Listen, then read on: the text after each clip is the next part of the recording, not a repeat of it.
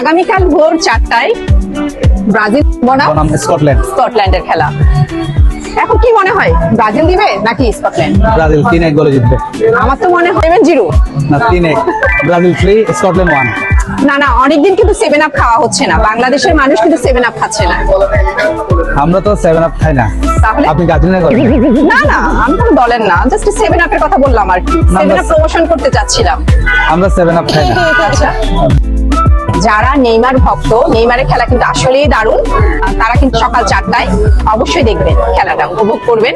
আমরা কেউ আসলে কারো দলের বিরুদ্ধে নয়, আমরা কারো শত্রুও নয়। আর্জেন্টিনা, ব্রাজিল, স্কটল্যান্ড কেউ আমাদের দেশের নয়, তবু আমরা খেলার জন্য এক একজন এক একটা দল সাপোর্ট করি। কিন্তু আমরা কি কেউ কারো শত্রু? না, কারো শত্রু। জাস্ট মজা করি, আমরা মজা করতেই একটা মাস, এরপর সবাই ভুলে যাব, সবাই সবার মতোই থাকবে।